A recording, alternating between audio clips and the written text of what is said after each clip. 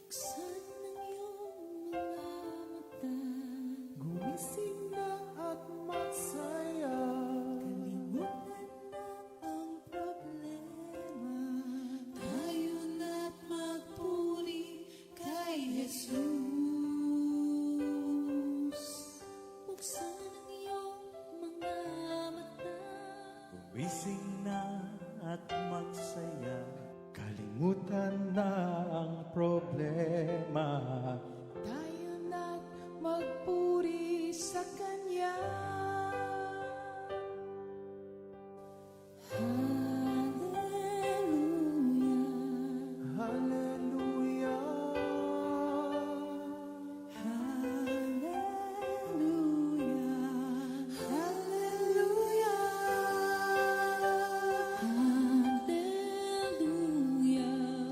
Hallelujah.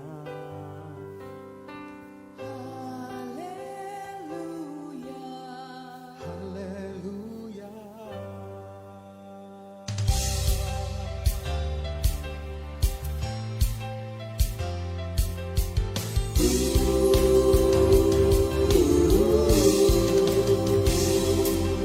Buksan ang iyong mga mata, gumising na at magsaya. Kalimutan na ang problema, tayo na't magpuri kay Jesus. Buksan ang iyong mga mata, gumising na at magsaya. Kalimutan na ang problema, tayo na't magpuri sa Kanya. Hallelujah, hallelujah, hallelujah, hallelujah,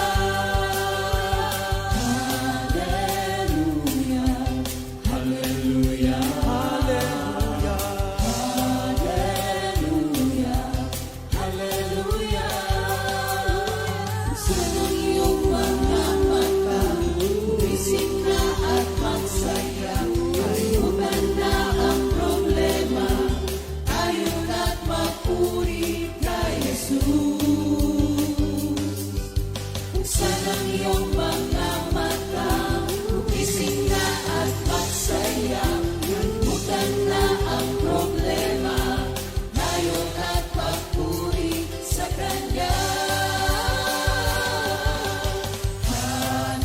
Hallelujah, hallelujah, hallelujah, hallelujah, hallelujah,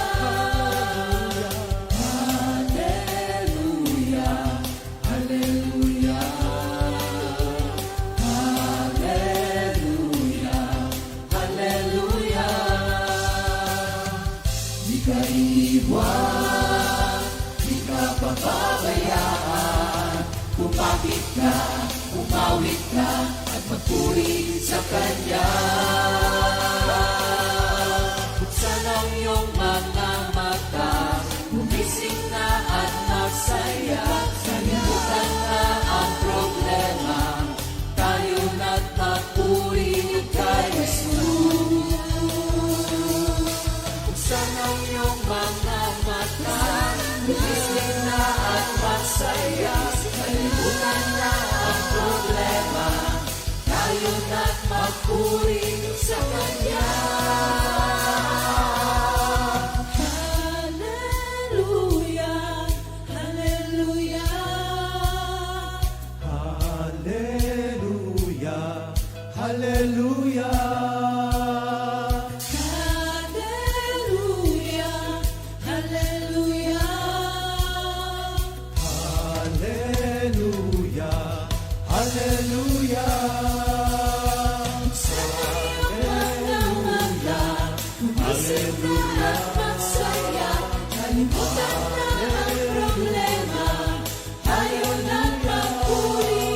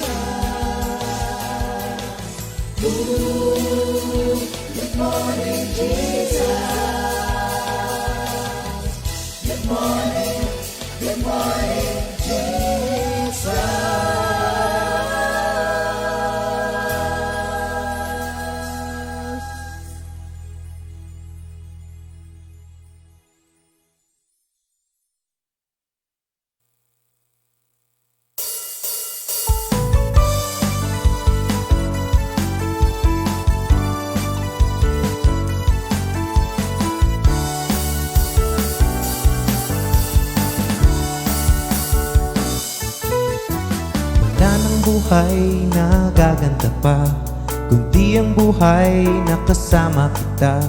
Sa piling mo lang itong nadarama, o Panginoon. Wala ng buhay na gaganda pa, kundi ang buhay na kasama kita. Sa piling mo lang itong nadarama, o Panginoon. Ikaw na nga talaga. Hindi na aalis pa, hindi na lalayo pa ang buhay kong ito. Iaalay sa'yo. Hindi na aalis pa, hindi na lalayo pa. Jesus, ang pag-ibig mo, ang kalakasan ko. Kaya't ako'y maglilingkod sa'yo.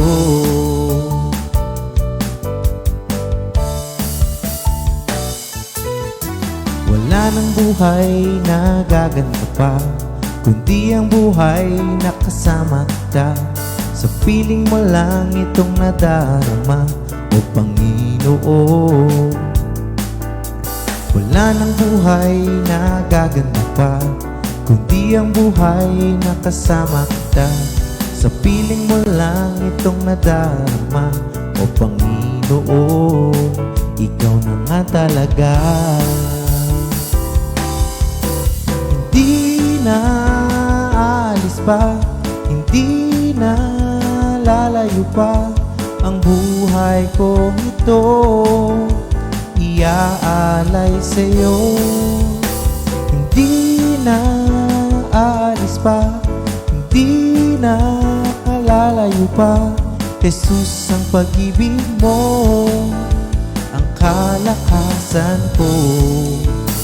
Kaya't ako'y maglilingkod sa'yo.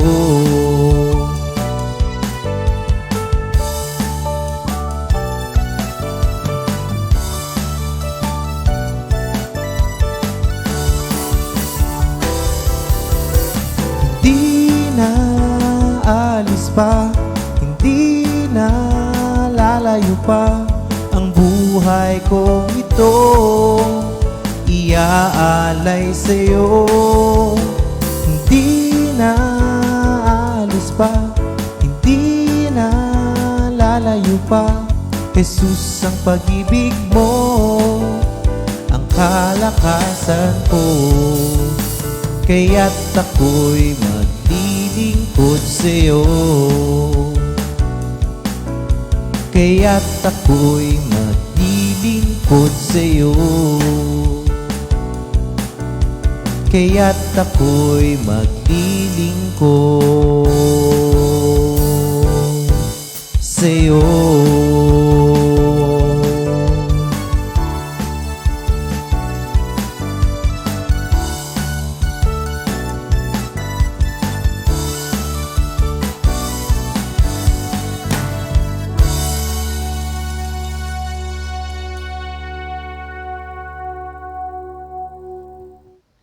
Good morning, Jesus!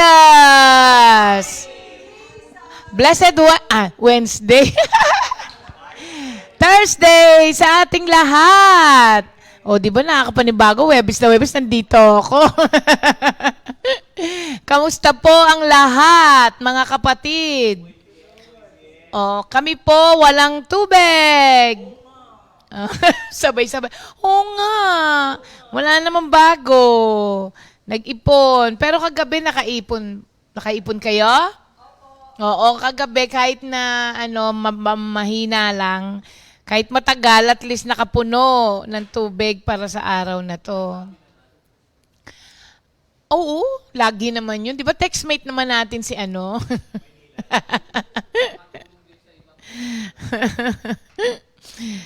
Magandang umaga sa lahat ng mga gandang kapatiran na maagang maaga sa Webis na ito. Good morning everyone, pati po yung mga nasa ibang bansa kagaya ni Sorella Vicky at ni Sister Rose Iwata at Marisa Wichi na ngayon, Ohayo gozaimasu. Yan. Bakit merong ganon, Bong? Paggalang? Paggalang. Gozaimasu. Te? Su? Bakit su naman ngayon? Ohayo gozaimasu? Bakit gozaimasu te yung sinasabi ng iba? Sa hapon. Okay. Para pala yung sa Greece, kalimera. Umaga. Kung di ako nagkakamali. Pagdating na ng gabi, kalispera. Yun yung walang paggalang na bate. Pero pag kami paggalang, kalispera sas, ganon. Sa atin, magandang umaga, magandang gabi. Pag may paggalang, magandang gabi po. Yan. Sabi ni Arnold, pagkagabi raw pala may pera sa Greece. Kalispera. Sa umaga, kalimera.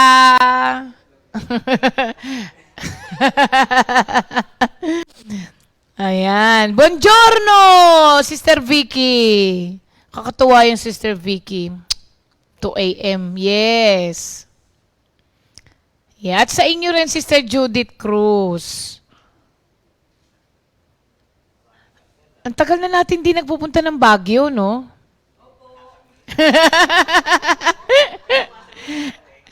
Good morning, kapatid, na si Ate Fritz. Oo nga. Parang kailangan na natin bumalik ng Baguio. Ayaw bumalik ni Pastor. Takot. Alam mo, naniniwala ako sa sabi ni Kuya Nandeng, ang katawan mo daw, lagi siyang bumabalik sa komportable siyang weight mo. Oo, meron palang ganun talaga yung katawan. Tanong mo ako, bababa ako, babalik ako sa dati kong weight. Tapos, pagka yung napapakain ako, nag-diet ka, babalik lang siya dun sa komportabling weight siya, stop siya dun. Oo. Tapos Sister Sally, bumabalik siya sa komportabling weight ng katawan niya. Hindi, may tawag doon. Nakalimutan ko kung anong tawag doon. May tawag doon. Meron daw ganun ang katawan. Babalik siya kung saan siya komportable. Hindi may tawag dyan, nakalimutan ko kung ano eh. Tingnan mo si Doc. Alam mo, every time napapayat kami ni Doc, sasabihin, enjoy mo yan, di yan magtatagal. Babalik din rin yan sa dati. Sabi niya, oo nga, masarap kumain din naman kasi talaga. Bumalik na ako sa yung pinaka-komportabling weight ko. Ang tinatanggal ko lang naman lagi 5 pounds. Binabalik pa rin niya lagi yung 5 pounds na yon. Kaya okay na rin. Thank you, Lord. Daanin na lang natin sa ganda Ay, sabi ni Doc, soon, watch me. Sige, watch me, Nene. Watch me, Nene, Doc, ha? Sige nga. O, Doc, unahan tayo, Doc. Dilibre mo ako, Doc. Papa-buffet mo ako, Doc. Huwag na una ako sa iyong pumayat. Oo nga, Doc, ha? Unahan tayo, Doc. Ilang pounds a week tayo. Lugi ako dyan kay Doc, May secret yan si Doc, Palibasa, doktor, Si Doc kasi alam niya kung paano. May sikreto yan, Kung lisensyado lang ako, Doc, Papayad din agad tayo, Naimbaga bigat, taga Baguio. Meron ka pa, Beb, hindi pa binigay lahat yun sa reseta mo dahil good for 1 month lang. Pero meron pa yung dati mo, okay pa yun. Okay, wow, mga kapatid natin mukhang mga hugot talaga kayo no? Detoxify Me Philippines. Good morning. Nagkita ko, sino yon? Sister Jeline pala yon. Oo, si Sister Jeline. Okay, pwede na tayong mag-pray. Yes, Lord, napakabuti mo po sa amin.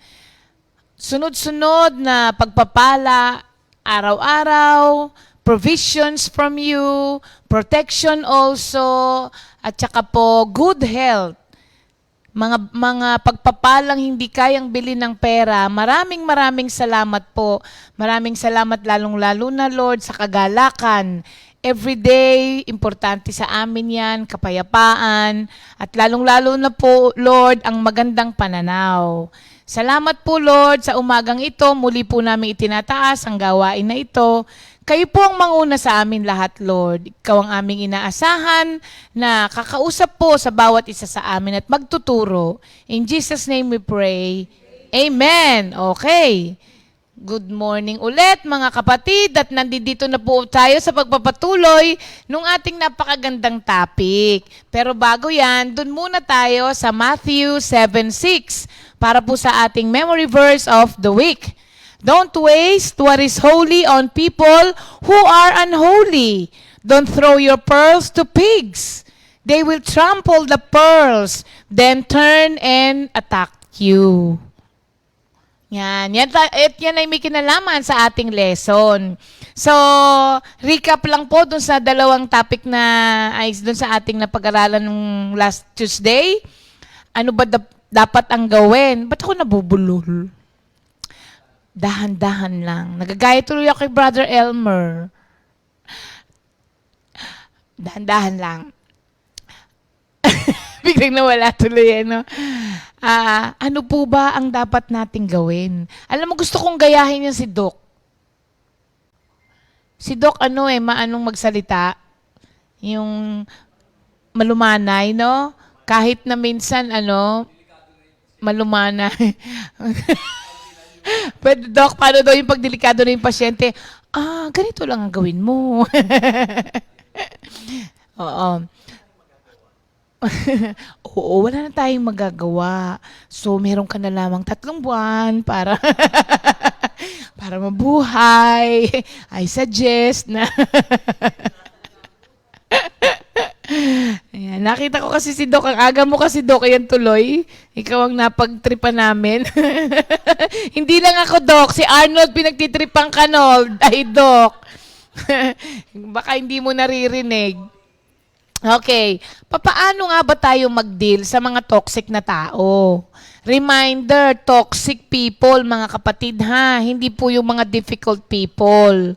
Huwag nating i-brand na toxic yung mga difficult lamang. Huwag natin silang i-level up Kung sila'y difficult lamang, huwag mo silang i-level up sa toxic na tao. Kasi yung toxic, matindi na yan. So, paano nga ba tayo mag-deal sa kanila in a biblical way? Maraming pamamaraan na isasuggest sa iyo ang kumpare ko. Si kumparing Google. Pero ano nga ba ang biblical way of dealing with toxic people? Ang unang-una na sinabi natin, look at them with the eyes of Jesus. Oo. Although napakadali na ma-frustrate sa mga taong toxic at ma-irritate sa mga taong toxic, kailangan po, bigyan natin sila ng measure of compassion. Igawad natin ang measure of compassion to them because may pinagmulan din naman kung ba't sila naging toxic na tao. So sabi ko nga sa inyo, be kind to them. But the kindness most of the time is for your sake. Para hindi mawala yung sanity mo, pagkakasama mo sila, be kind to them. So, hindi mo naman ina-excuse yung kanilang mga toxic na behavior, pero nakakatulong po ito at nakakabuti pag ginawaran mo sila ng kagandahang loob, makakabuti para maunawaan mo sila, para maintindihan mo, para hindi ka masyadong galit na galit. Magagaya ka na sa kanila pagka galit na galit ka. Oo. Pangalawa, masakit ito Kasi pag sinampal ka sa kabila, bibigay mo pa yung kabila. Ouch talaga yon, mga kapatid, no? Pero malay mo, yung hindi mo pag-react sa kanila at pagiging mabait mo sa kanila will encourage them or draw them to repentance. Ba di nakaganda yon? At makikita pa nila sa pagpapakita mo ng ganong attitude, makikita nila yung kamalian nila. Bakit ito? Ginagawa ko na ng ganito pero hindi pa rin nagre-react sa akin. Makikita ngayon nila, ay, ma-pride pala ako. Ay, ganito pala ako. Kasi pinakita mo sa kanila yung dapat na hindi maging, yung dapat na maging sila. Okay? Ini-example natin sa kanila yon. Ngayon, doon na tayo sa pangatlo. However, ang sabi doon, may mga panahon na kahit gawin mo na yung 1 and 2 sa kanila, ayaw ka pa rin nilang tantanan at hindi pa rin sila tumitigil. And then, ang sabi natin, stand strong and let them walk away. Walk away. So, you still love your enemies, you still pray for them dahil yun ang requirement ng salita ng Diyos, hindi ba? Pero, kailangan tigilan na or putulin mo na yung pag-abuse sa'yo. Hindi mo na hahayaan na i-abuse ka pa ng mga toxic people. So, be strong. Kasi yung mga toxic people, they prey on the weak-willed people. Pagka mahina. Alam nyo, merong isang ganyan na toxic na tao na marami sa atin naka-experience sa kanya. Alam nyo na. O, toxic talaga yun kasi violente yun eh. Yun yung di bang may daladalang kutsilyo pag galit na galit siya. Wala naman na yun sa atin. Oo. Merong ganun na tao. Toxic talaga kasi violent na at saka, oo. Tapos, one time, siyempre lahat tayo mga Christians, so tinotolerate lang natin. One time napuno din ako doon. Ang ginawa ko, tinaasan ko rin siya ng boses. Alam mo ba nung tinaasan ko siya ng boses, di niya na ako binuli. Yun lang pala. Sabi ko nga, kung maaga ko lang nalaman. Ang problema kasi nga sa ating mga Christians, ang akala kasi natin, kapag tumayo na tayo para iparating natin sa nambubuli sa atin na you have to stop or else, akala natin di na tayo maka-Diyos. Pwede natin pala yung sabihin sa kanila nang hindi ka rin nagkakasala. Ang ginawa ko, tinaasan ko rin ng boses. Bakit ka ba lagi nakasigaw sa akin? Inaano ba kita? Ganun lang. Alam nyo, nung tumaas na yung boses ko, yun. Yun na ang katapusan ng pambubuli niya sa akin. Hindi na siya nag-attempt ulit. Meron palang ganun. Tapos meron pang isang bully sa atin. Madaming mga inaampun, di ba, dati kasi ang mami na na mga naaawa siya, pero antitindi nung mga di ba? Oo. Itong isa na to, hinawakan ko siya. Pero pag hawak ko, mahigpit ang hawak ko sa kanya. Sabi ko, huwag niyong sisigawan ng mga tao dito. Hindi niyo sila alipin. Ginanon ko. Pero ang nung kamay ko, yung hawak ko sa kanya, alam niyo, simula nun, nagkabaligtad. Natatakot naman siya sa akin. Pagka magsasalita siya, sabi, di magpaalam po kayo kay Sister Rhea. Ayoko, magagalit. O, hindi na siya hindi na siya masyadong unahan lang minsan. Unahan lang minsan. Hindi totoo. All toxic people are abusive people. Kasi abusado talaga, nang-abuse talaga yung mga toxic na tao. So, yung sinasabi natin yun na set boundaries also. Hanggang dito mo lang ako pwedeng ganunin. After nito, hindi na pwede. Okay? Ngayon, eto na. Punta na tayo ngayon. Di ba minsan sinasabi natin, Sister, hindi ba parang hindi na maka-Diyos yan kapag kaganon ang ginagawa natin? Pag iniwasan mo, di ba parang hindi na maka-Diyos? Punta na ngayon tayo. There are many instances sa Bible. Ayon sa mga mangangaral, 41 times, pero yung 41 times na yon ay same instance lang doon sa Biblia. Pero all in all, mahigit 200 pa rin na mga instances that Jesus walked away. Not even for toxic people only. Oo. Basta ang mga tao makakaapekto sa mission ni Lord kahit hindi toxic. Ang galing-galing nga Sige, umpisahan natin mga kapatid, ha? So sabi ko nga sa inyo, si Lord kasi, dumating siya rito to walk among us. Totoo yun, di ba?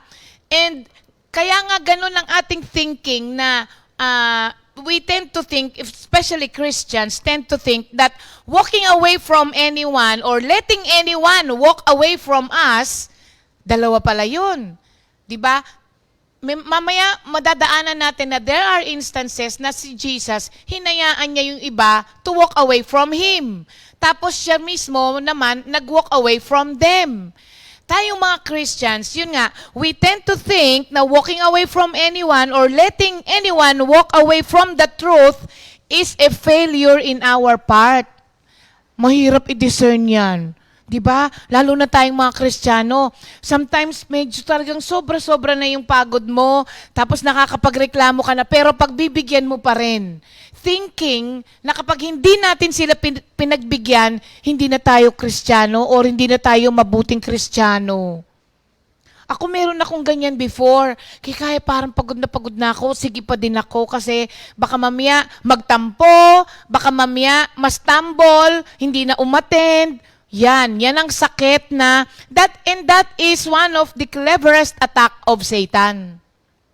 Yung saying no, ganyan tayo mga kapatid Kasi naman, yung mga kapatiran din natin, hindi rin sila marunong tumanggap ng no minsan. Minsan sinabi mo nang hindi talaga pwede. Ang gagawin niya, gagawang kanya ng paraan, tapos sasabihin niya, kung ganito. Tas ganito. Minsan nga, hindi ko na po talaga kaya, sister. Masakit po yung ulo ko. Tas kaya ako, hindi ko na po kaya, hindi ko na po kayang mag-drive. Sasabihin, papasundo kita.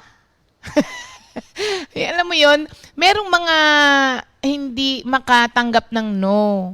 Tapos tayo rin naman, ang kala natin, unchristian way ang saying no or letting others walk away. Pero si Jesus, He walked away and He let others walk away a lot. Kung babasahin lang po natin ulit ang scriptures, dito yung mga sinasabi ko sa inyo mahigit 200, Jesus deliberately sinadya niyang to walk away. He deliberately walked away from people. Sometimes, ang dahilan ng mga tao to walk away from Him is when He spoke the hard truth. Diba? Si Lord kasi sasabihin niya yung katotohanan. Na-o-offend sila. Pero, hinayaan ni Lord. Wait lang.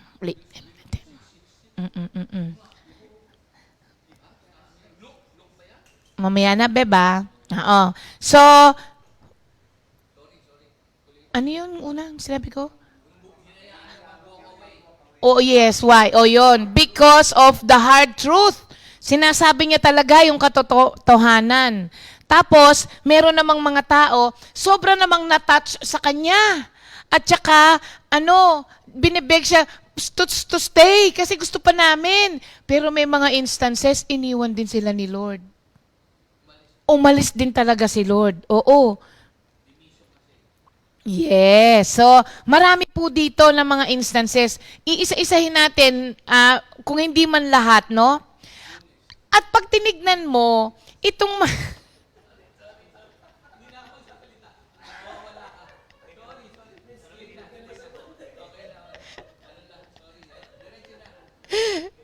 Sobra ka kasi sa kape Alam niyo po ba, yung mga occurrences na ito, they are not always rooted on conflict. Yung pag-walk away ng Diyos sa kanila or letting other people walk away from Him, they are not always rooted on conflict. Kumbaga, walang nangyaring conflict between them. Mamaya malalaman ninyo kung bakit. At minsan pa po, si Jesus walked away from people who wanted more of Him. Oo. Yung sobrang demand sa Kanya.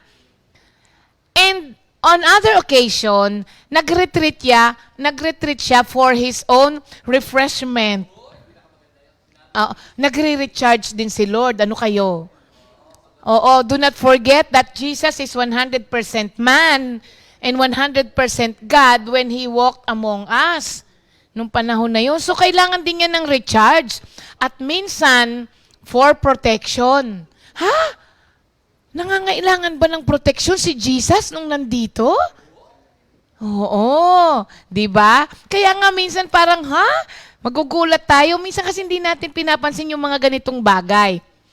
The point is that Jesus did not let the needs, the pleas, the attack, and the unresponsiveness of others distract Him from His mission. Okay, hindi niya po hinayaan na yung pangangailangan, yung mga pleas, ano yung plea? Panaghoy? Pakiusap. Yung mga atake ng ibang tao at yung pangdededma ng ibang tao sa kanya distract him from his mission. Kaya nga sabi ko sa inyo, we are doing this, we are walking away or let them walk away not for our peace, for our joy, hindi man po sa mga ganon, but for our mission. God-given mission. Kasi si Jesus, nung He walked among us, may mission siya from the Heavenly Father eh. So, hindi pwedeng i-distract yun, maski ng mga needy people, maski ng mga panaghoy ng mga tao, hindi po niya hinayaan. Okay? And one thing na mapapansin po ninyo sa pag-aaral natin ngayon, when others walked away from Jesus, you will not see Him chasing after them. Yes. Hinayaan niya. Hinayaan niya. Imagine mga kapatid, as powerful as Jesus was, as brilliant as Jesus was, and as pure as Jesus was, and as surrendered as Jesus was, not everyone He interacted with changed, repented, and agreed with Him. Hindi lahat ng tao, kahit totoo ang sinasabi po natin, hindi po lahat ng sa aming mga workers, hindi lahat ng pinipreachan po namin ay nagbabago, hindi lahat ng sinasabihan natin ay nagre-repent, at hindi po lahat mag-a-agree sa atin. Kahit po katotohanan ang sinasabi natin, hindi lahat mag-a-agree. Ang principle po from that is, sometimes, to follow in the footstep of Jesus is to walk away from others and let them walk away from us also. Take for instance, yung sinasabi ko po sa inyo kanina, no? Yung story of the rich young ruler. 'Di ba? Oh. Okay, basahin natin. Babasahin ko pa ba? Hindi, alam na yan eh, 'di ba? Paano ba ako mapupunta? Oo, mabait naman ako, ginawa ko na to, ginawa ko ito. Sabi ni Jesus, di parang sa pagsasalita niya kasi, nagawa mo na lahat. Isang bagay na lang. Sabi niya, ibenta mo ang lahat ng ari-arian mo, tapos ibigay sa mga nangangailangan, tapos follow me. Hindi ba umalis siyang malungkot? Si Lord ba sinabi, sandali. Masyado yatang harsh yung 100%. Bargain na lang tayo. Gusto mo 50% na lang ng ari-arian mo? Huwag ka lang umalis? Walang ganun si Lord. Wala, hindi niya hinabol. Hindi niya hinabol. Diba? Hindi siya nakipag-bargain. Walang compromise. Mga kapatid, baka mamaya tayo pumapayag. Akala kasi natin, kesa naman sa mawala siya. Bakit si Lord? Sabi ng iba, si Lord yun. Yun na nga You think you are greater than our master? Si Lord nga, hinayaan yun. Alam nyo, minsan dyan nauubos ang energy natin. Yun yung sinasabi ni Gary Thomas kahapon. Yung mga reliable people na who will be able to teach others also na hindi natin nabibigyan ng pansin. Kasi Habol tayo ng habol dun sa mga taong ayaw tumanggap ng grasya ng Diyos. Thinking, alam nyo, may self din kasi doon. Kasi ba parang marami nang nag-attempt dyan, hindi nagbago. Baka ako kayang magbago pag ako ngang mawak sa Kanya. So, minsan, mga kapatid, tayo na yun eh. Hindi na yun si Lord eh. Tayo na lang ang may gusto nun. So, si Lord hindi siya hindi siya nakipag-compromise. Kung tutuusin itong tao na to, sabi niya, di ba mabait siya. Nagawa niya lahat, nasunod niya lahat. Oo, opinion lang nga pala niya yun, kasi sabi ni Lord, benta mo lahat ng kayamanan mo, tapos sumunod ka sa akin. Lumayo siya, malungkot nga siya nung lumayo. Pero hindi hinabol ni Lord. Kasi di ba kung tutusin, kung ako titingin doon, may potential to. Kasi sumusunod naman pala. Oo, tsaka madaming sabi niya, nagawa ko na to. Kung ako yun, magagamit din yan sa kaharian ng Diyos para mag-support. Kaya minsan, di ba parang pinipilit na wag umalis. Kahit na nakakaano na.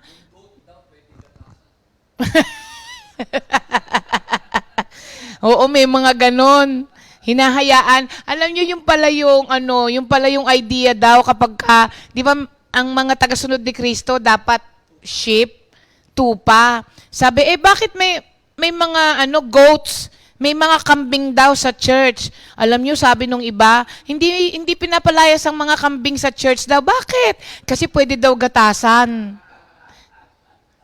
So, mali din yung natin, ng ating motivation dyan. Mali yung yung reason behind it.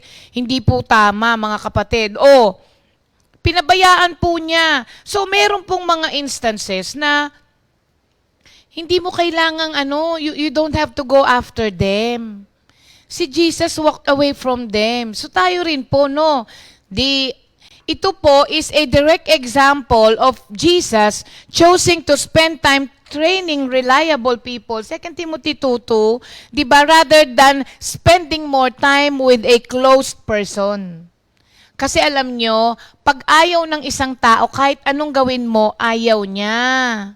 Ayaw niya. Kung tutuusin, toxic doesn't fit this young rich man. Kasi hindi naman siya toxic kasi nakakasunod nga siya eh. 'Di ba? Nagawa ko na niyan, sabi niya. But the principle is clear here, mga kapatid, na when truth is rejected, spend time on those who will receive it instead of begging close-hearted people to reconsider. Baka naman pwedeng i-reconsider mo. Baka naman. Hindi. Pinagtuunan ng Diyos ng pansin yung mga taong gusto sumunod sa Kanya. On another occasion, tignan ninyo, si Lord nagtuturo siya nung teaching about eating His flesh and blood. This is my blood, di ba? Oo. Hard teaching na kasi yun. Many followers. This time, hindi lang, acquaintance to, Kagaya nung rich young ruler, Ito, followers of Jesus na ito. Anong nangyari? John 6. John 6. Oo. Alam nyo ba nung sinabi niya yon? Mga previously enthusiastic followers of Jesus walked away. Ang hirap niyang ang hirap niya ng teaching na yan. Paano kaya yun? Kakainin daw yung laman niya, tapos iinumin daw yung dugo niya. Sabi, anong ginawa? Umalis. Pero hindi sila hinabol ni Lord. Alam mo kung saan siya nagtuon? Doon sa disciples na natira. Tapos ang sagot niya, kayo, gusto nyo rin bang umalis? O hindi ka makakita ng desperation kay Lord na followers of Jesus went away eh. Tapos, di ba kung tutuusin, sasabihin niya dun sa mga please naman, wag naman kayong umalis. Yung mga natira, baka naman hindi. Siya, kalmado lang siya, tas ang sabi sa kanila, kayo ba gusto nyo ring umalis? Yes. Saan nga ba yung sa John, they did not really belong to us. That's why First John, yun ang gusto kong basahin. Yes. Minsan kasi, pinipilit natin. Alam nyo, matagal tayong na-trap dyan sa clever trap na yan ni Satan na okay.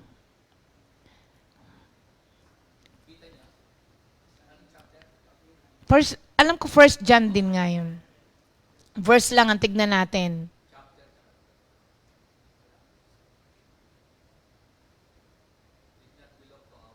Oo eh.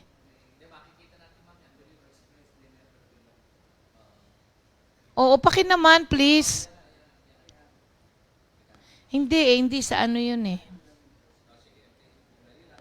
Oo, sabi doon, they really did not belong to our fellowship. That's why umalis sila. Sabi niya, if they really belong to us, they would have stayed. Oo, nakalagay po yan sa scripture. So, wag na pong habul-habulin yung mga tao na hindi talaga tatanggap. Hindi talaga tatanggap. So, sabi ni Lord doon sa natirang disciple, you do not want to live too, do you? Gusto nyo rin bang umalis? Hindi ba? So, nakita po natin dito, mga kapatid, yung pattern na siniset sa atin as example ni Jesus. Kung tutusin, hindi lang po ito casual onlookers, enthusiastic followers of Jesus tong mga to. 1 John 2:19. 2.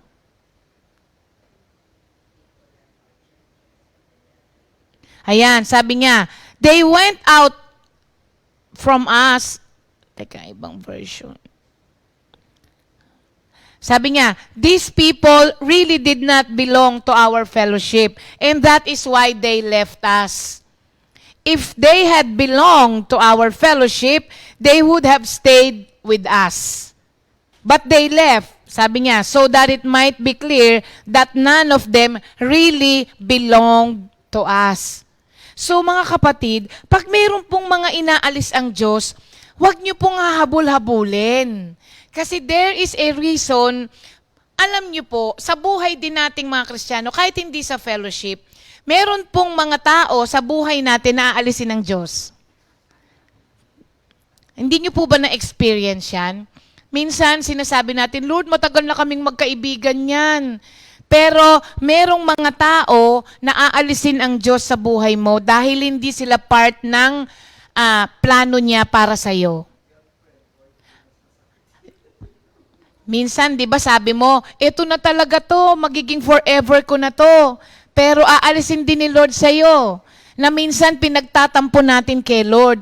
Lord, ang tagal ko siyang inintay, bakit mo siya inalis sa buhay ko?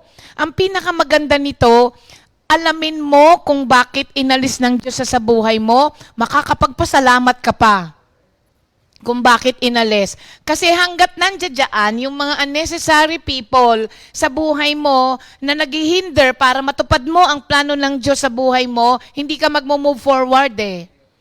Nakakahinder. Ang nangyayari, they hold you back. Imbis na, alam mo, meron din akong ganyan. Friend ko talaga siya. Pero, nung friend ko siya, nakikita ko, hindi ako nagpa-progress sa spiritual life ko. Kasi, chinichismisan niya ako ng mga kung ano-ano, tapos hindi man niya ako ini-encourage na kailangan ko pa siya laging re-remind ko palagi na, kay Lord tayo, dapat, hindi tayo pumupunta sa mga ganyan-ganyang bagay. Tapos, hindi ko talaga siya makitaan ng ng mga Christian ways. So, napansin ko, sabi ko, hindi rin umuusad yung spiritual life ko. What do you expect? Kasama mo lagi eh. Tapos yun ang ugali, expectin mo ba na magbago yung yung spiritual life mo? So kapag ka meron kang tao na palaging kasama, tapos naghihinder to sa'yo for you to be a better person, ibig sabihin nun, hindi siya magandang impluensya sa iyo. Proverbs, yung ating 13:20. 1 Corinthians 15:33. Do not be fooled. Bad companions ruin good character. Oo, alam nyo ang ginawa ko. humiwalay ako sa kanya. Nagalit siya talaga sa akin. Nagalit siya sa akin. Hindi na daw kami friends. Pero, hinayaan ko yun. Binata ko yun.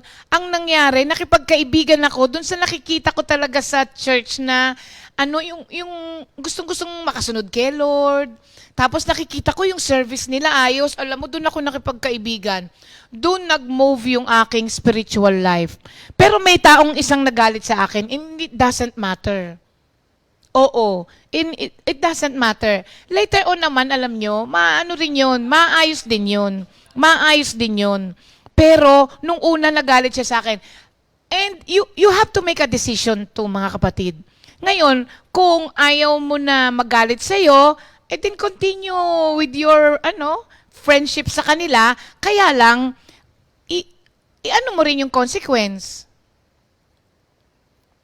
Alam mo kung ano consequence nun. Ngayon, kung ayaw mo pa ring baguhin, hindi ba? Kung may gusto kang magbago sa present situation mo, kailangan meron ka ring baguhin.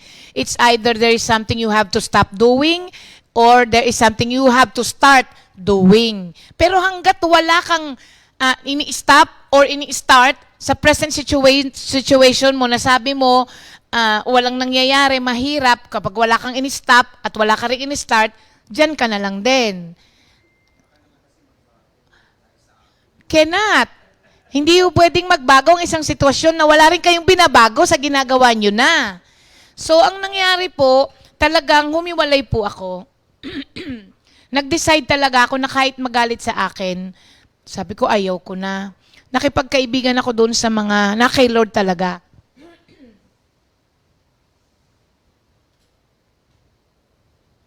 At nagbago po doon ang spiritual life ko, mga kapatid. So, kung gusto niyo rin pong may magbago, I think it's time to say goodbye to some people. Goodbye in a sense na hindi na tayo pwedeng ganito ang relasyon natin. Oo.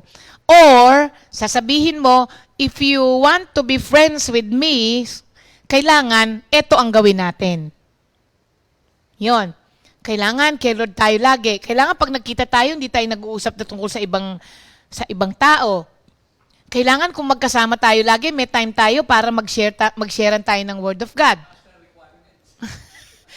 Kung sa mga boyfriend, girlfriend nga, taas ng standard nyo bakit po hindi natin mataasan ang standard natin when it comes to our spirituality? Di ba? Kung, alam nyo ba, maski sa mga friendship, kailangan may standard ka. Kasi kung kahit sino lang pwede, darating ang araw na infiltrate ka na, hindi mo pa alam. Kaya may mga tao nagbabago ng ugali. Bakit? Na-infiltrate na ng hindi magandang ugali Nahaluan na, mga kapatid. So, it's up to you. Kung gusto mo pa rin pong ganun lang ang buhay mo, mediocre, then stay with your mediocre friends. Kumbaga, hindi sila nakakatulong sa paglago ng spiritual life mo. So, tandaan natin, yan po ay trap. Trap yan, mga kapatid, na hindi sinasabihan ka ni Satan na, huy, ba't ka nag-walk away sa kanila? Hindi po totoo yun, mga kapatid. Si Lord, so sabi niya, umalis yung mga enthusiastic followers niya. Sabi niya dun sa mga natira, kayo ba gusto nyo ring umalis? Alam nyo kung bakit ganun si Lord? Kung ganun siya rin katapang? Kasi He is mission-focused. Nandun sa core ni Jesus ang purpose kung bakit siya nandito. At hindi siya natitinag doon sa mission niya na yon. Hebrews 12:2-3 hanggang 4. Yung tinignan niya kasi yung cross Hebrews 12:2 pababa. Yung linggo. Ito tinihanap ko na. Hebrews. Let us keep our eyes fixed on Jesus, on whom our faith depends from beginning to end. He did not give up because of the cross. Yan, mga kapatid. On the contrary, because of the joy that was awaiting for Him, He thought nothing of the disgrace of dying on the cross, and He is now seated at the right side of God's throne. Mga kapatid, focus siya, nakafix din ang niya, sa mission niya. Kaya wag po nating hayaan na mawala yung focus natin sa mission ng Diyos sa buhay po natin. At other times, mga kapatid, tignan mo to ha, si Jesus, dinemonstrate din niya the need, yung sometimes kasi, he verbally walked away. Verbally walked away. And we can also do that. Nung siya ay nasa harapan ni Herod, di ba tinatanong siya? Ang daming mga questions na binigay sa kanya. Luke 23. Hindi ba? And instead of arguing with Herod and trying to justify himself, he remained silent. Pwede ka palang verbally walk away. You verbally walk away from people. Di ba minsan kapag ka mayroong mga tao na nang iinis sa atin, minsan binubuyo ka para magalit kung ano-ano yung sinasabi, pwede ka palang verbally walk away by not saying anything. Wala ka lang sasabihin. Verbally walked away. Ganon din, he adopted the same approach kay Pilate. Kay Pilato. Kasi alam nyo, alam din naman ni Lord para bang, ba't pa ako sasagot? Hindi rin naman nila tatanggapin kung ano yung sasagot ko. Kasi nga, meron po talagang mga tao na hindi naman po nag-a-accept ng totoo, ng katotohanan. Kaparehas din yan ng mga taong pinag-uusapan natin na toxic na tao. Hihingi sila sa'yo ng time mo. Bibigay mo yung time mo. Hihingi sila ng advice sa'yo. Bibigay mo sa kanila yung advice mo. Pero wala silang susundin. Wala naman silang babaguhin. So, dito, maaaring ganun iniisip ni Lord. Ba't pa ako sasagot? Hindi rin naman nila tatanggapin kung ano yung isasagot ko. Yung iba, hindi rin naman nila maiintindihan. Kasi nga, wala rin naman sila sa spirito. So, hindi rin siya sumagot. Inaccuse na nga siya ng mga chief priests, di ba, and the elders, and he gave no answer. He gave no answer. At sabi ni Pilate sa kanya, hindi mo ba naririnig lahat ng mga reklamo nila sa'yo? Si Lord, silent mode siya. Naka-silent mode si Lord. Naka-mute si Lord nung time na yon. Oo, silent mode. He made no reply, not a single comment, mga kapatid, sa mga charges sa kanya. Isa pa yon. Hindi naman kasi totoo. Tayo, hindi na nga totoo, pero hindi pa tayo makatahimik, di ba? Panay pa yung ating paliwanag na akala mo naman tatanggapin ng mga tao yung paliwanag mo. So, ano ang makikita natin dito? We don't have to argue with toxic people. You don't have to argue. Beb, sabi mo walang magsasalita. We don't have to argue. When a toxic person is attacking you, mga kapatid, you don't have to participate. Mahilig lang tayong pumatol. Mapagpatol kasi tayo mga kapatid. Ang akala kasi natin, kapag hindi ka sumagot, talo ka. Pero si Lord, He verbally walked away from the verbally abusive people. Akala kasi natin, pag ina-abuse ka verbally, kailangan verbally din ang sagot mo. Sagot din pala yun, no? You verbally walk away from them. Huwag kang sumagot, manggigigil lalo yun kapag hindi ka nagsasalita Oo, hindi mo kailangang mag-participate doon sa usaping ganon, especially when it won't make a difference. Wala rin namang magbabago kahit sumagot ka. Sayang lang. So, mabuti pa, spend mo na lang yung few moments na yun na dapat sumagot ka, spend mo na lang yun ng pagpuri mo kay Lord. Spend mo na lang yun sa pag-awit kay Lord. Hindi pa nasayang. Samantalang kung sumagot ka, nasayang pa. And one vivid example also, nitong pinag-uusapan na to, ay yung sa Last Supper. Alam ni Jesus na ibe-betray siya ni Judas, hindi ba? Actually, sinabi niya to in advance. Pero, nung narinig ni Judas yun, alam niyang siya kasi yun, di ba? Umalis siya, di ba? Umalis siya. Kasi pupunta na siya dun sa mga kausap niya. Hindi naman siya hinabol. Tandaan po ninyo, si Judas that time was one of the disciples. Pero nakita ba natin, nabasa ba natin na nung umalis si Jesus, hinabol siya ni Lord? Ni Judas? Si Judas, hinabol ba siya ni Jesus? Hindi naman eh. Pinabayaan niya.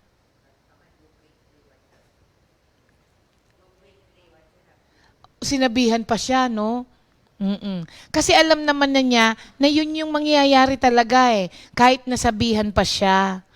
So, hindi na rin niya sinayang yung panahon niya na habulin pa si Judas. Ang ginawa niya, inexplain niya dun sa mga natira sa harapan niya kung ano ang mangyayari sa kanya at ano ba ang dapat nilang gawin. Bakit nga naman, hahabulin mo yung isang tao na ayaw namang makinig, nandito pa yung mga natitira na 11 na willing, naghihintay kung ano ang ibibilin sa kanila. Dito ka na lang sa 12. So, in-spend niya yung every last minute niya investing in his faithful disciples. Mga reliable disciples who will be able to teach others also pag wala na siya.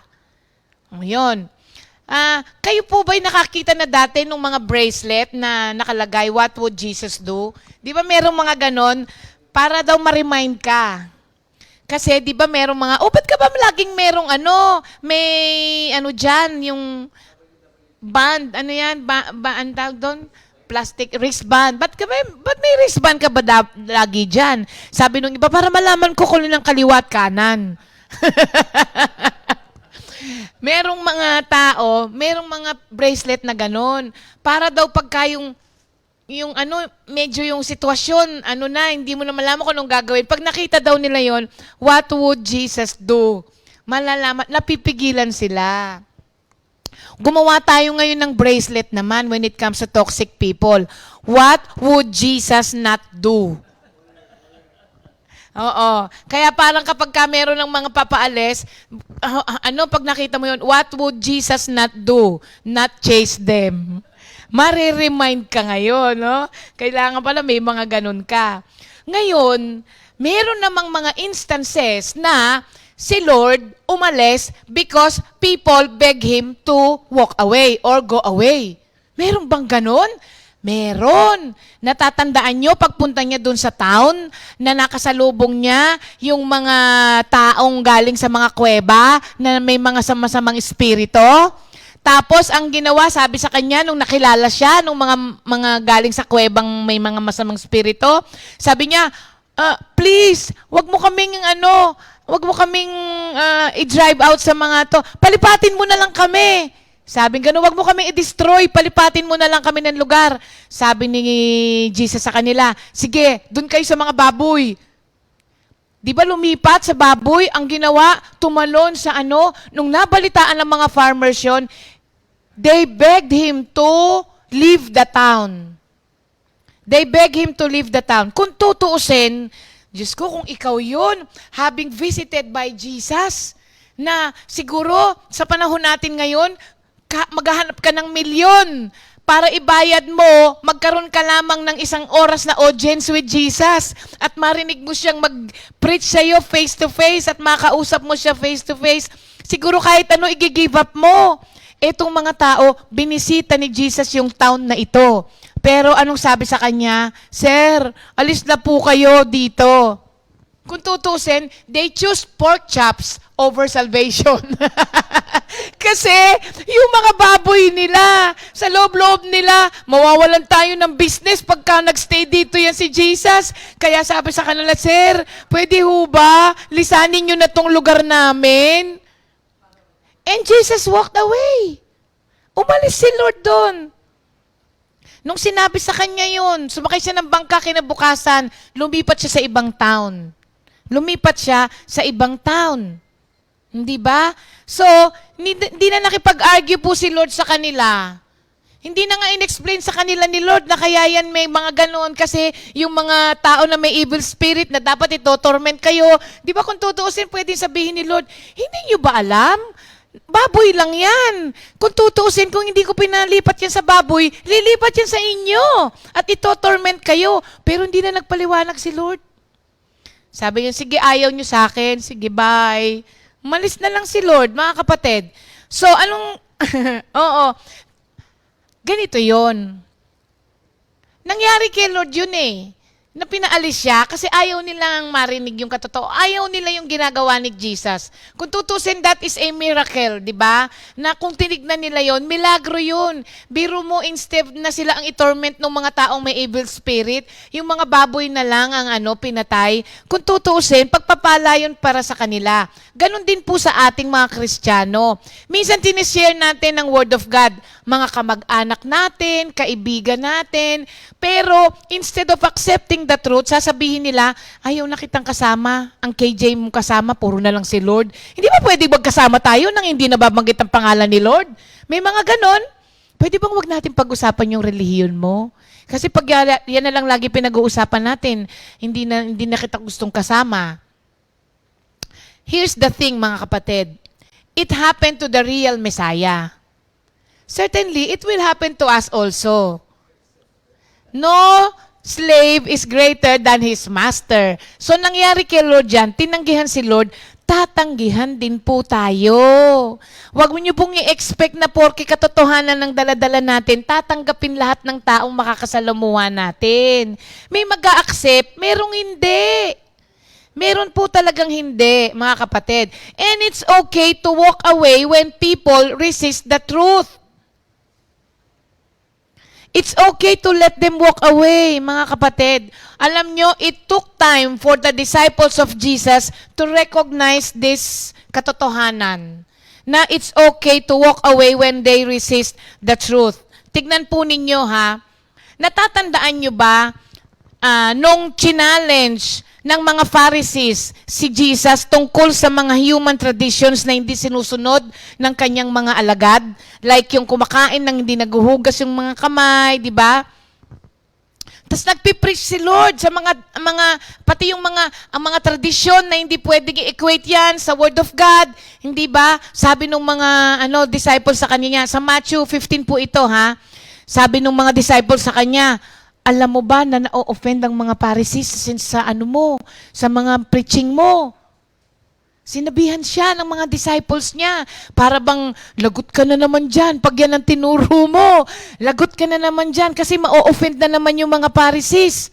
Ano ang sagot ni Lord sa kanila, sa verse 12 kasi yon ng Matthew 13. Sabi niya, na-offend yung mga Pharisees sa tinuturo mo. Ano ang sagot ni Lord? Verses 13 to 14. Sabi niya, every plant that my heavenly Father has not planted will be pulled up by the roots.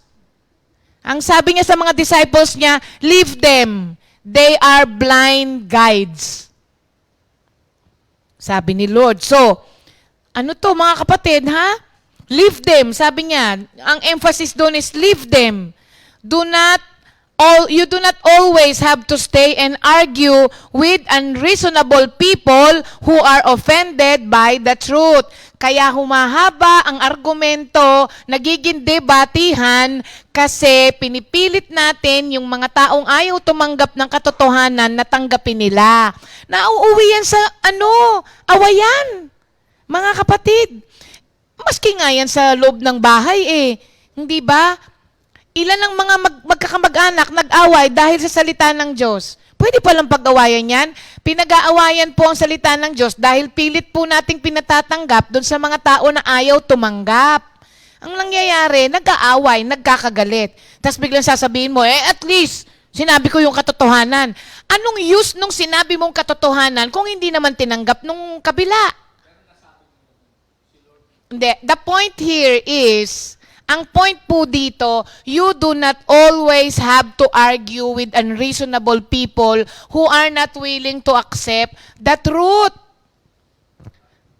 Don't argue. Huwag ka nang makipag-away. Basta nasabi mo na, tas malalaman mo naman yun pag sinabi mo na, tas ang daming nilang reason, ibig sabihin ayaw nila. So do not continue the argument, ang ibig niyang sabihin. Kasi mauuwi lamang ito sa pagkakagalit ninyo. Tingnan mo, mahirap nating nahihirapan tayong tanggapin ito kasi akala natin un-Christian to walk away from people na ayaw tumanggap ng katotohanan. Now, dito naman po sa Matthew 7:22-23, isang example po ito na maski ang Diyos pinapalayas ang mga tao na hindi tumanggap ng katotohanan. Matthew 7:22-23, sabi nila, Lord, Lord, tumawag ako, nagpaganto ako, nagpaganyan ako. Anong sabi ni Lord? Go away, hindi ko kayo kilala. I do not know you. Maski si Lord nagpapalayas. Alis. God also turn people away. Ito, example ito. Sabi niya, go away, I never knew you. So, pagka binasa mo pala yun, aba, si Lord pala nagpapaalis din ng tao. Nagpapalayas din pala ng tao.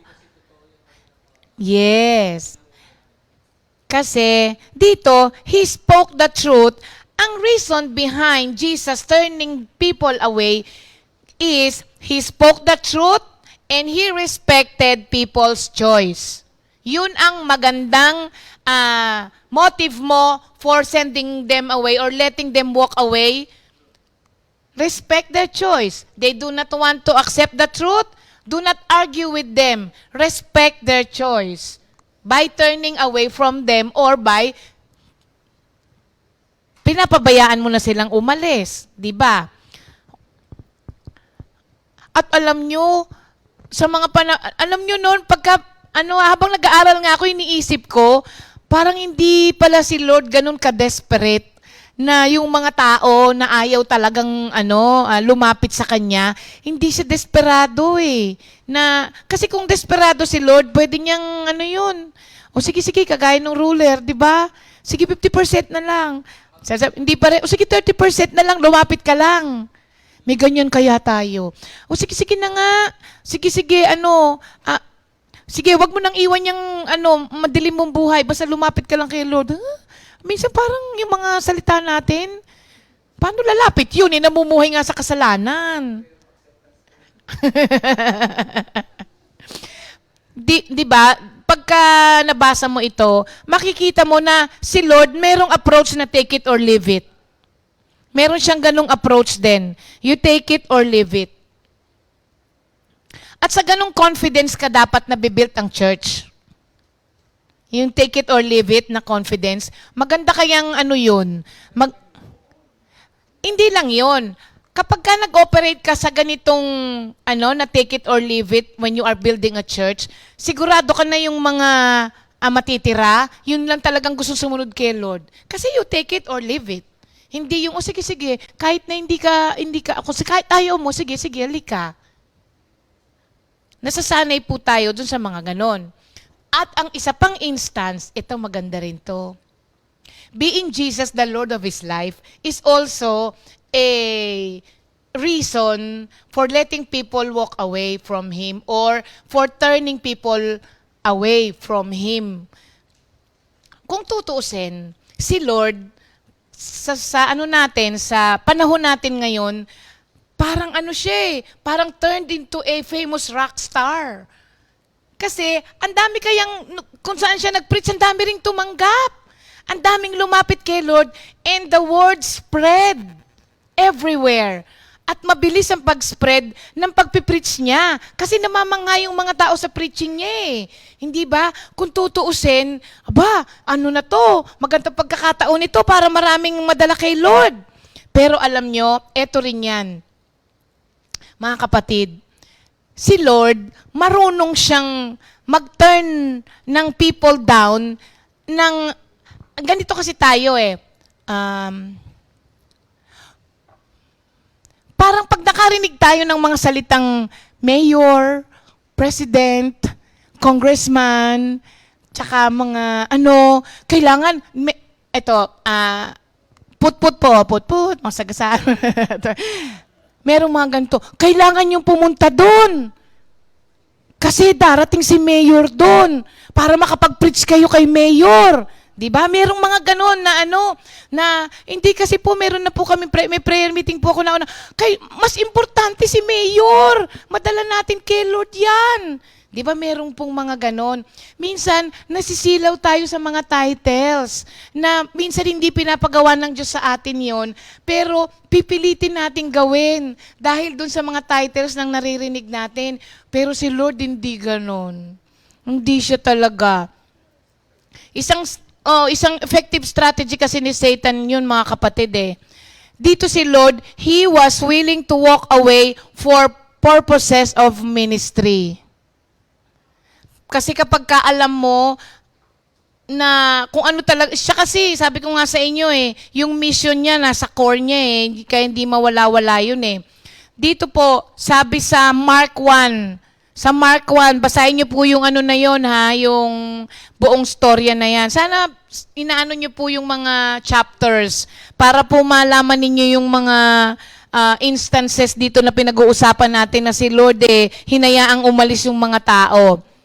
So, kumalat na sa maraming lugar kung ano yung pagpipreach ni Jesus. One morning, nung early in the morning to pray, gumising na siya para mag-pray. Tapos yung mga disciples, pinuntahan siya kung saan dapat yung lugar na magpe-pray siya. Ang sabi sa kanya, hinahanap ka lahat ng mga tao. Si Lord kasi, di ba pagka nagpe-pray siya, humihiwalay eh. Humihiwalay siya sa karamihan, maski sa mga disciples niya eh. Maiiwan kayo, dyan lang kayo, pupunta ako doon para mag-pray. Pero dito sa instance na to, tinrack siya ng mga disciples. Pinuntahan siya kung saan siya nagpe-pray. Sabi sa kanya, hindi mo ba alam, Lord, marami ng mga tao naghihintay sa iyo. Ano ang sagot sa kanila? Punta tayo sa ibang lugar. Sabi niya, ay, yung mga tao naghihintay na sa iyo. Ang sabi ni Lord sa kanila, let us go somewhere else, to a nearby village, so that I can preach there also. That is why, sabi niya, I have come. Para bang sinabi niya sa kanila, hindi kayo ang magdidikta sa mission ko. Kasi meron akong instruction from my Father. So kahit na madami ang mga naghihintay sa akin, pag hindi diyan ako pinapupunta ni Lord, hindi ako pupunta. Pero sa atin, dahil marami ang maghihintay, marami ang pupuri sa atin, marami ang matutuwa sa atin, pagpapalit natin yon kesa doon sa pinagagawa talaga sa iyo ng Diyos. So, tinurn down ni Lord tong maraming tao na to na naghihintay sa Kanya. He walked away from them. Kung kailan gusto ng mga tao na siya ay magstay, He left. He left, mga kapatid. When Jesus saw the crowd, Matthew 8:18, around Him, He gave orders to cross to the other side of the lake. Hindi ba? Si Lord, hindi po siya namumoved by either the standing ovation of people maski yung ridicule ng mga tao. Kasi it's either they will praise you o kaya maraming sumisigaw na yay, yay! At marami ring sisigaw na crucify him, crucify him. Dalawang crowd po ang sisigaw sa atin. Yung isa pinupuri ka, yung isa naman po binabatikos ka. Either marunong ang Diyos na layasan sila. Maski yung nag-cheer sa kanya, yes, He walked away from them. Kapag alam niya na hindi yun ang pinapagawa sa kanya, He walked away from them. Alam niyo ba kasi mga kapatid, na neediness is a form of toxicity? Oo. Ang mga toxic na people are needy people. When you say needy, wala ka ng ibang magawa dahil gusto nila lahat ng time mo, time, talent, and treasure mo ay invested sa kanila. Ganun ang mga toxic na tao. Gagawa ka na minsan ng kalooban ng Diyos, kukunin pa yung time mo. Gagawa siya ng mga kwentong maaawa ka, gagawa siya ng mga kwento na wala kang choice kundi magstay ka sa tabi niya para mapacify mo siya. Neediness is a form of toxicity. Yung bang wala ka nang ibang nagawa sa buhay mo kung hindi na lang bantayan siya, isolve ang problema niya, intindihin siya, arugain siya, yung ganun. Neediness is a form of toxicity. Ang spiritual radar ng mga tao ay mataas ang ang naaabot kapag ka ang attack sa ay yung upfront, 'di ba? Alam na alam mo 'yon. Pero ito is a subtle way na kuhanin ng mga tao ang lahat ng you could offer, neediness. Kasi hindi mo yung mahalata. Bakit? Nagtatago siya sa salitang, kailangan niya ako eh. Yun. Kaya, bigay ka ng bigay kasi nagtatago nga si Satan sa salitang, dapat yung mga nangangailangan ay pinoprovidean mo. Masyado tayong mabait. Yung kabaitan natin minsan, wala na sa plano ng Diyos. Wala na, mga kapatid. So, tandaan ninyo, whether they use force or guilt, or direct attack, or unreasonable neediness, tandaan nyo, it is all about control. May kailangan ako sa'yo. Controlling din yun, mga kapatid. So, do not let yourself be controlled by others. It is wrong. You only have to be controlled by the Spirit of God. Kapag ka ikaw ay nakontrol na ng tao, mali na po yun. Bakit? Hindi mo nasusundin yung Espiritu ng Diyos eh. Bakit? Sila nang may control sa'yo eh. Kaya siya naging wrong. To be controlled by other people is wrong. The only person na who should be controlling us is the Holy Spirit. Oo, kaya nga, siya dapat ang sinusunod. Ngayon, pipiliin mo mga kapatid. Pipiliin mo talaga. Alam niyo ba mga kapatid na kailangan mo ring piliin yung mga tao na nakapalibot sa'yo? Si Jesus, pinili niya. Siya mismo ang pumili sa mga disciples na kasama niya. Kaya, meron ka rin karapatang pumili ng mga tao na will surround you.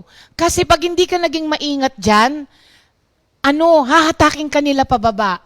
Kaya kailangan maging mapili ka rin sa mga tao. Sabi ko nga sa inyo, huwag niyo pong pabayaan na makontrol ka ng iba. Halimbawa, yung lagi natin sinasabi, kung meron kang mga chismosang friends, hahatakin ka rin noon sa chismisan. Hindi pwedeng hindi.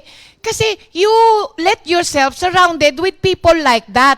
So do not expect na mag-excel ka doon sa kung ano sila o lumampas ka. Lagi nating sinasabi, tell me who your friends are and I will tell you who you are.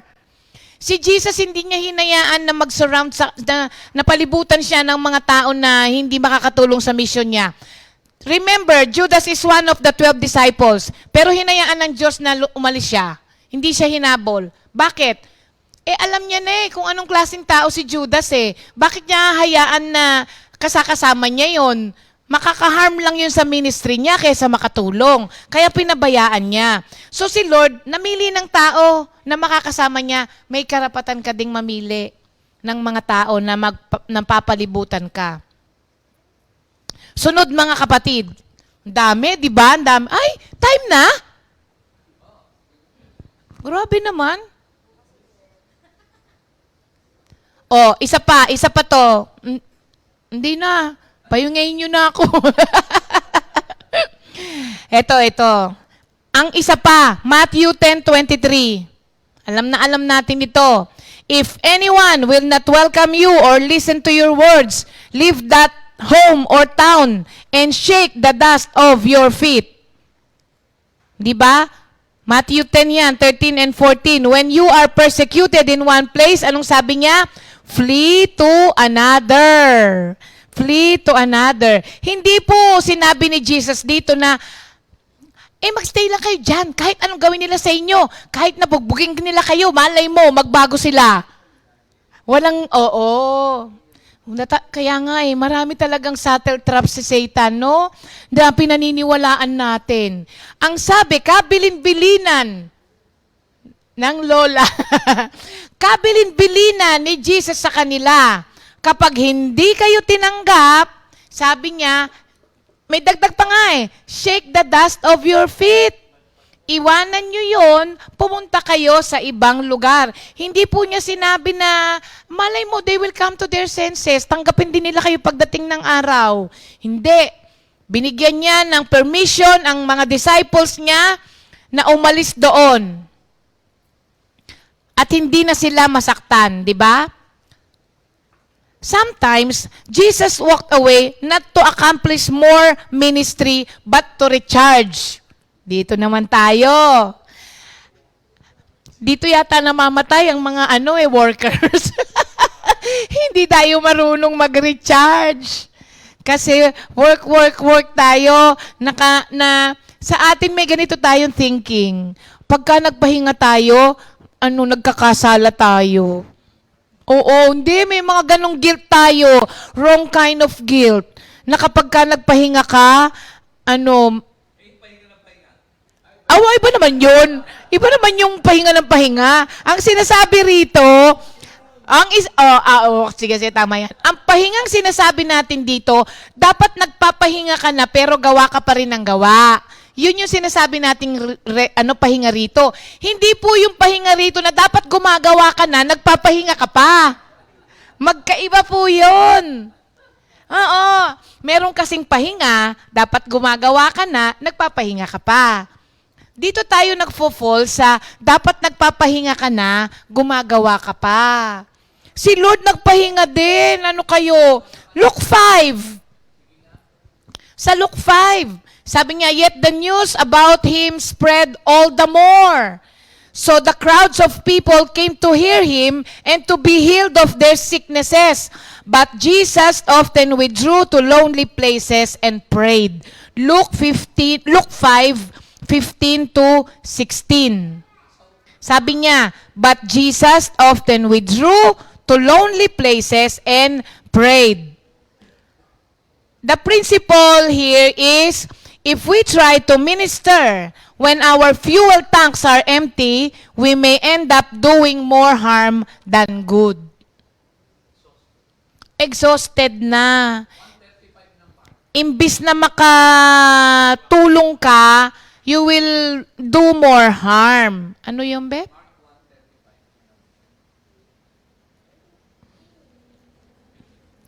Mark 1:35. Very early the next morning, long before daylight, Jesus got up and left the house. He went out to a town, to a lonely place where he prayed. But Simon and his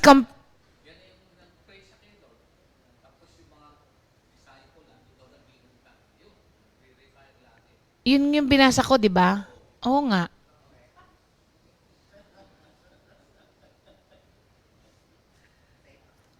Not today. Pumunta na ako sa not today, no? So mga kapatid, follow po natin yung prinsipyo na ganon. When you feel exhausted at you feel na wala ka nang maibibigay dun sa mga tao na naghihintay pa sa'yo ng more, it's time to recharge. It's time to turn invitation away. It's time to turn yung mga demands nila away. It's time for me to go to Israel. At alam nyo ba, nag-umpisa po ito na bakasyon pero nag-end up siyang trabaho. Binigyan akong trabaho ni Jam, di ba? Baligtad na ngayon eh. Sabi ni Jam, Tari, gawang kitang trabaho. Pagpunta mong Israel, sabi niya, document mo naman lahat at gagamitin natin yan sa Holy Week. Kaya may trabaho ko. So, hindi po masamang magbakasyon, mga kapatid. Oo. Alam nyo, ano po yun? Occasionally po, we have to play defense. Defense kasi natin yun against burnout. Oo. Sometimes, kailangan talaga natin yan. Kaya nga, di ba sabi ko sa inyo, mga kapatid, pagka mag-travel tayo, sama-sama tayo. Oh, naka-rest na tayo, hindi pa nawala yung fellowship natin. Mas maganda yun. Hindi, pwera sa outreach. Ang hirap nyo kausap. Huwag kayong sumama. Okay. Ngayon, dito naman, ito, last na naman yata ito eh. Konti na lang, oo, matatapos na po tayo. Dito tayo sa, eto tatlong okasyon po ito mga kapatid, na as far as allowing himself to be mistreated, yes po, Jesus came to die the death of a martyr. At malinaw sa isip ng Diyos yun, ni Jesus Christ. Actually, hindi siya nag-deviate doon sa mission niya na yon, kahit paanong sabihin ng mga tao. Totoo po yun, alam niya yon. Hinayaan niya yung sarili niya to die on the cross. Pero, meron po ditong mga instances, tatlo po ito ha, na kahit, yung sinasabi ko sa inyo kanina, na kahit siya ay si Jesus Christ, the Son of God, hindi po niya inilagay ang sarili niya sa open attack ng ibang tao, thinking na ililigtas naman ako ng aking Ama sa Langit. Tignan po ninyo ha, ito po yung mga 3 examples sa Gospel of John. Sa John 8:59, sabi, at this, they picked up stones to stone him. But Jesus hid himself, slipping away from the temple grounds. Tignan ninyo, maski si Lord, hindi niya dinare yung mga tao na gustong gumawa ng harm sa kanya. Ang ginawa niya, tumakas siya sa may likod ng temple. Minsan po kasi, namamali minsan ang ating pananaw na porke si Jesus ay nasa atin, isusuong natin yung sarili natin sa danger. Tapos sasabihin mo, Lord, ligtas mo ko ha. Ikaw ang nagsuong. Alam mong may danger, tumuloy ka pa. Tapos sasabihin mo, Lord, iligtas mo ko. Kapag napahamak ka, akala ko ba, poproteksyonan mo ko. Kapatid, ikaw ang naglagay sa sarili mo sa danger. Maski si Lord, nung nandito siya sa lupa, nung nakita niya, nababatuhin na siya, i-stone to death siya, tumakas siya, dumaan siya sa iba, sa likuran ng temple. Isa. Pangalawa, dito, si Jesus sa John 11:53 to 54, hindi na po siya, dahil ang dami ng mga gustong pumatay sa kanya, hindi ba? Anong ginawa niya? Hindi na po siya nag-move from place to place publicly. Hindi. Yung para bang, bakit ba? Kung ang gusto nila akong patayin, hayaan mo. Sa John 11:53 to sabi niya, so from that day on, they plotted to take his life. Therefore, Jesus no longer moved about publicly among the people of Judea. Instead, sabi niya, he withdrew to a region near the wilderness, to a village called Ephraim, where he stayed with his disciples. Hindi siya pumupunta doon sa lugar na alam niya na ang daming taong nagpa-plot doon to kill him. Kung tutuusin, Jesus Christ, anak ng Diyos. Kung tutuusin, di ba, para bang kung ako yun, wala akong dapat ipangamba. Pero hindi niya sinuong yung sarili niya. And finally, sa Matthew 12:14 to 15, and sabi niya, but the Pharisees went out and plotted how they might kill Jesus. Aware of this, Jesus withdrew from that place. Di sila pumunta doon. It doesn't matter kung may mga taong naghihintay doon na gusto siyang marinig. Pero dahil alam niya na maraming nagpa-plot sa kanya doon, napatayin siya, hindi na siya pumunta doon. Yan ang mga instances, mga kapatid, na you have to walk away also. Hindi mo isusuong yung sarili mo sa mga ganon. Ang persecution natin might not be physical stoning, di ba? Pero may mga emotional stoning din. Kung alam mo na itong tao na to, didikdikin ka lamang, bakit mo laging gustong kasama? Kung alam mo to na itong tao na to, ipapahamak ka lamang, spiritually, ipapahamak ka, emotionally, idedrain ka, bakit mo pa siya sasamahan? Si Lord, He walked away.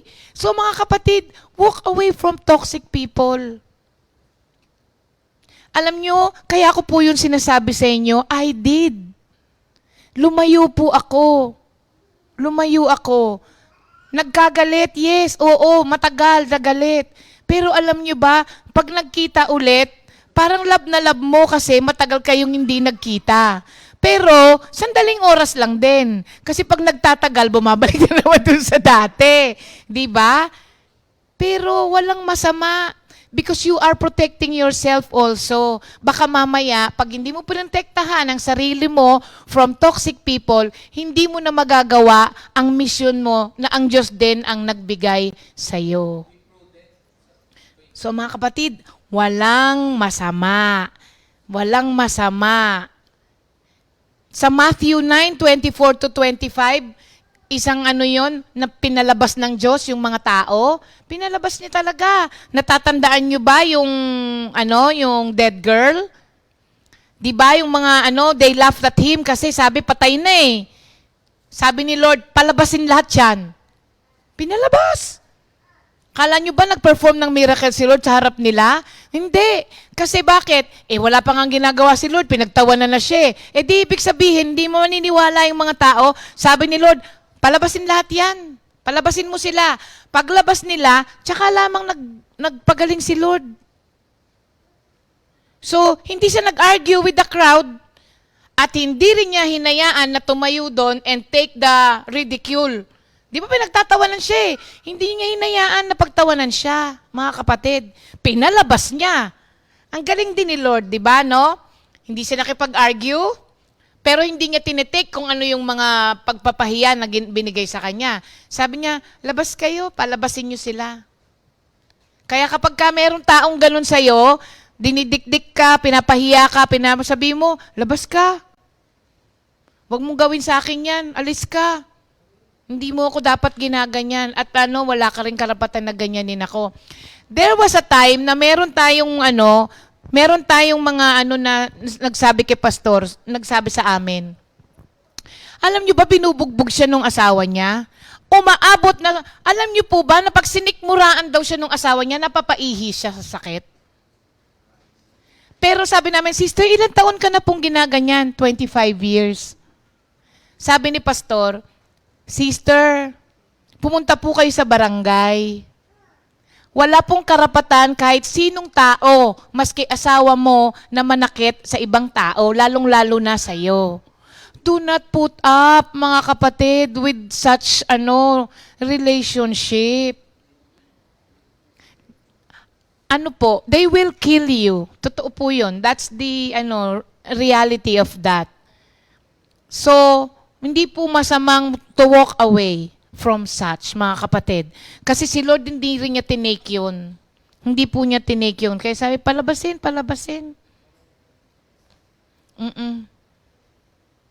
So dito, we can learn, no? We can learn from God. When it's time to walk away. When it is the right time to walk away as God leads. Kasi there are times, may mga leading naman na the Lord will let you stay with that person dahil may gagawin siya dun sa tao na yon. 'Di ba? Merong mga ganon. Kaya nga sabi ko sa inyo, as God leads. Okay? Importante yon.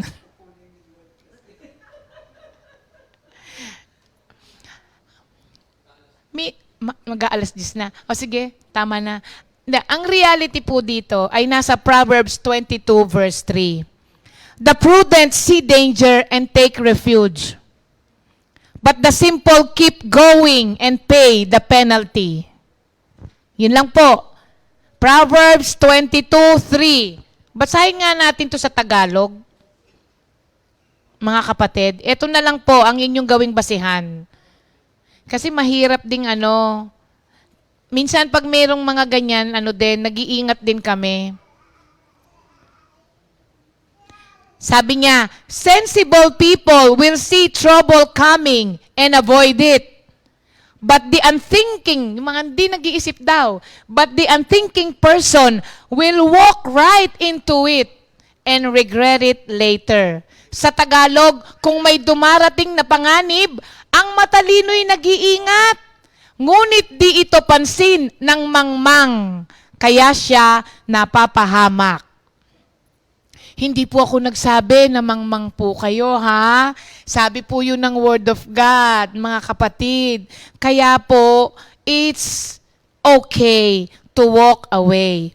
If life is following Jesus, mga kapatid, then at times, kailangan din po nating i-follow yung mga ginawa niya when it comes to people like this in our life. Kung siya po ay nag-walk away at nagpaalis din ng mga tao, kung ang ikaw talaga ay tagasunod ni Kristo, kailangan din po nating gawin yun for your sake, for your sanity, and also para po magawa mo ang pinagagawa sa iyo ng Diyos. In conclusion, minodel po ng Diyos sa atin kung ano ang gagawin sa mga tao na ganito sa buhay natin. Minodel na po niya yun. So, nakita natin on how to stay in charge of your schedule, hindi ba? Stay in charge sa health mo, kapag kakailangan mo nang mag-recharge, tsaka alam na po, pinakita na po sa atin ni Lord, He boldly walk away from people who wants to abuse Him. So, do not let anyone abuse you also. Yan po, mga kapatid, ha? Pray to God, mga kapatid. Thank you, Lord. Yan. Ha? Madaming comments. Wala na tayong time pa sa comments ng mga kapatid. Happy birthday po sa ating mga kapatiran. Happy birthday, Pastor Simple Garcia. Umalis na. Nag-outreach na si Pastor Simple. Happy birthday, Pastor Simple. Happy birthday din kay Doc Edwin Lopez. Sister Flory Ruflo, Brother James Carrion, Brother Wendell Gelido, Sister Mars Rosario, Sister Tessa Andalio, and Brother Matt Lailo. Happy birthday po sa inyong lahat. Ang daming may birthday.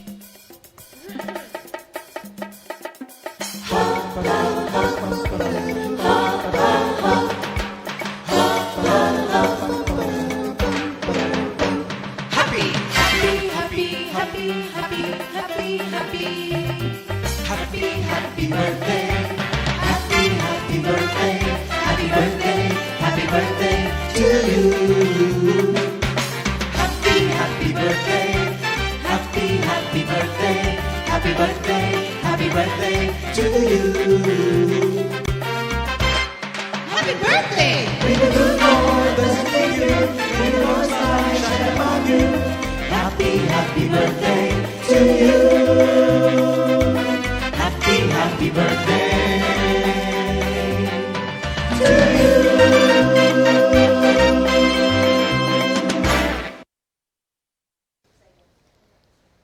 Happy birthday, mga kapatiran! Thank you, Lord. If God gave you what you want, it's God's direction. Tama. If God didn't give you what you want, it's God's protection. Tama yon. Sabi ni Sister Rita, ako po, kung sa tingin ko hindi umuunlad ang spiritual life ko sa Kanya, binabawasan. Yan, maganda rin yun. Binabawasan ko na lang ang pakikipag-ugnay sa Kanya. Tama yun. Lalong-lalo na kasi kapag yung membro ng pamilya, binabawasan ko na lang pakikipag-ugnay sa kanya. Pero hindi ko siya tinakwil ng lubusan sa buhay ko, sabi niya. Kasi sinesharean ko siya ng Word of God pa din. Yan. Mga kapatid, ang dami. Hindi ko na po mababasa, ha? Time na kasi eh. It's time. It's time to walk away. And the new song of the week.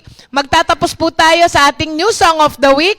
Jesus, sa Sunday, basahin natin yung inyong mga comment. Jesus ang dakilang pastol. Composed by Sister Bebot, arranged by Brother Jess Atienza, and interpreted by Sister Angel Pugay. God bless you all, mga kapatid!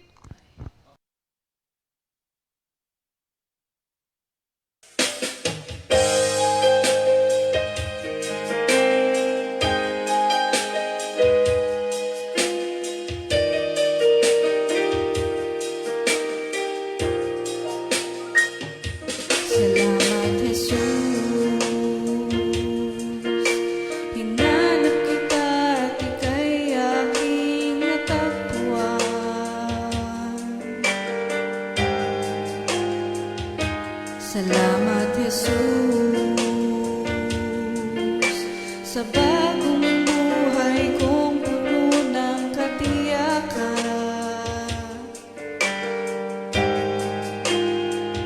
Nakatuon ngayon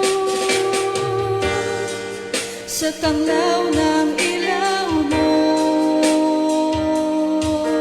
dahil sa pag-ibig mo naibalik ako sa piling mo.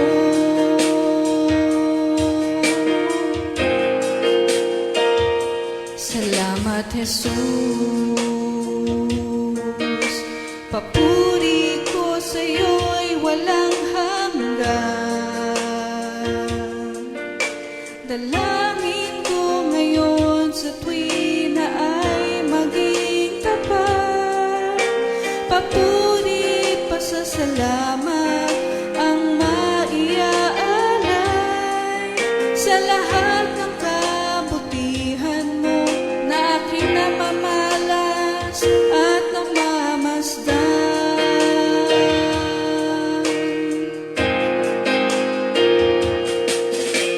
Ikaw, Jesus, ang dakilang pastor, gabay at patnubay mo ang aking sanggala. Mga pangako mo ay pinanaligan ko, pagkat ang salita at gawa mo ay isa.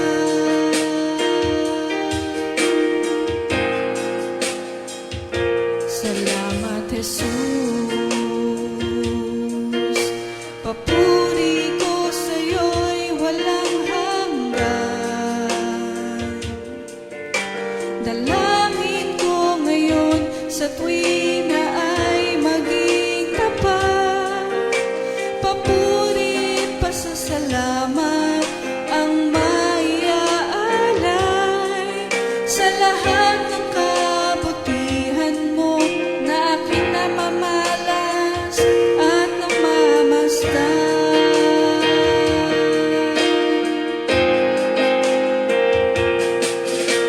Ikaw, Jesus, ang dakilang pastor, gabay at patnubay mo ang aking sanggala.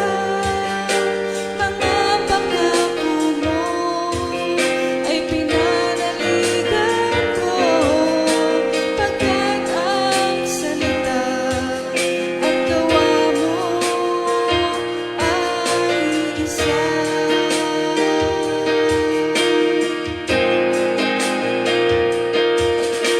Ikaw, Jesus, ang dakilang pastor, gabay at patnubay mo ang aking sanggala.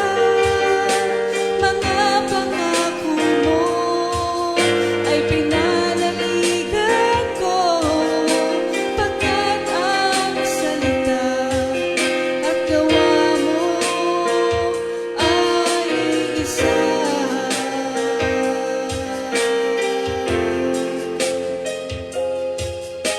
Pagkat ang salita at gawa mo ay isa.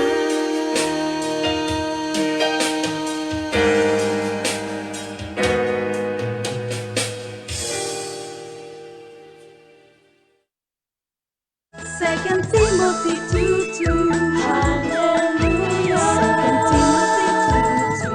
Praise the Lord. Second Timothy 2:2. You and me, let us proclaim the gospel. Second Timothy 2:2. Hallelujah. Second Timothy 2:2. Praise the Lord. Second Timothy 2:2. You and me, let us proclaim the